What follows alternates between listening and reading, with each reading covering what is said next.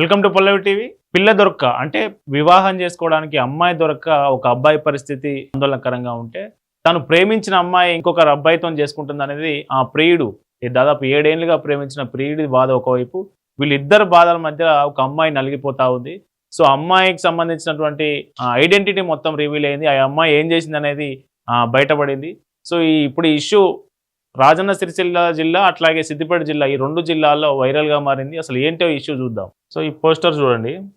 సిద్దిపేట జిల్లాకు సంబంధించినటువంటి ఇద్దరు, ఒక అబ్బాయి అమ్మాయి 7 ఏళ్ల నుంచి ప్రేమించుకుంటున్నారు. సో అయితే అమ్మాయికి ఈ ప్రేమించిన అబ్బాయితో కాకుండా వేరే అబ్బాయితో సిరిసిల్ల జిల్లా తంగళ్ళపల్లి సంబంధించినటువంటి ఒక అబ్బాయితో వివాహం నిశ్చయించారు. సో ఆ నిశ్చయించిన వివాహాన్ని ప్రియుడికి ఇష్టం లేక నా ప్రియురాలి నేను కోల్పోతానన్న ఉద్దేశంతో ఆ ప్రియుడు ఏం చేసిందంటే తంగళ్ళపల్లి ఎవరైతే వరుడు ఉన్నాడో అమ్మాయిని ఎవరైతే చేసుకోబోతున్నారో ఆ వరుడి గ్రామానికి తంగళ్ళపల్లికి వెళ్ళి రాత్రికి రాత్రి ఊరు మొత్తం పోస్టర్లు వేసిండు. ఏం పోస్టర్లు వేసిండో చూడొచ్చు మనం. తంగళ్ళపల్లి గ్రామ సభ్యులకు తెలియజేయనిది ఏమనగా అమ్మాయికి పెళ్లి ఇష్టం లేకపోయినా వాళ్ళ అమ్మ నాన్న అమ్మాయిని బలవంతంగా ఒప్పించి పెళ్లి చేస్తున్నారు. వారికి చెప్పినా కూడా అమ్మాయిని బలవంతంగా పెళ్లి చేసుకుంటున్నాడు. వరుడు ఎవరైతే ఉన్నారో వరుడికి ఈ విషయం తెలిసినా కూడా బలవంతంగా పెళ్లి చేసుకుంటున్నాడు. అమ్మాయి నేను గత 7 సంవత్సరాల నుండి ప్రేమించుకుంటున్నాం, అయినా సరే వాళ్ళకి చెప్పినా వినట్లేదు. కేవలం 16 తులాల బంగారం కోసమే అమ్మాయిని బలవంతంగా పెళ్లి చేసుకుంటున్నారట.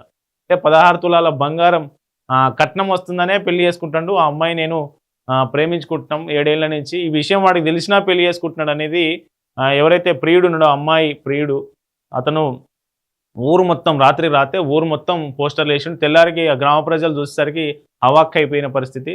సో పోస్టర్లు వేసిన సీసీటీవీ ఫుటేజ్ కూడా మన దగ్గర ఉంది, ఒకసారి చూద్దాం.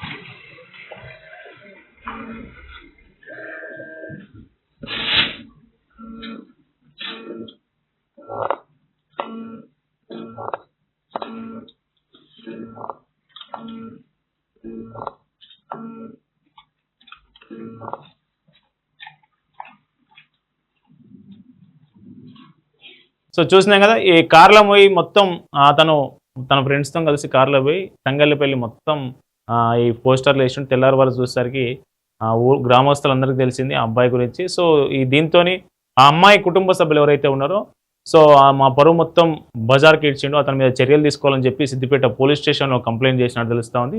మరి పోలీసులు కేసు నమోదు చేశారా, అతనికి కౌన్సిలింగ్ ఇస్తారా, అసలు ఆ అబ్బాయితో పెళ్లి జరుగుతుందా ఇంత జరిగిన తర్వాత? సో ఈ అమ్మాయి ఎవరిని పెళ్లి చేసుకుంటుంది, వాళ్ళ తల్లిదండ్రులు ఎట్లాంటి నిర్ణయం తీసుకొని ఉన్నారనేది వేచి చూడాలి.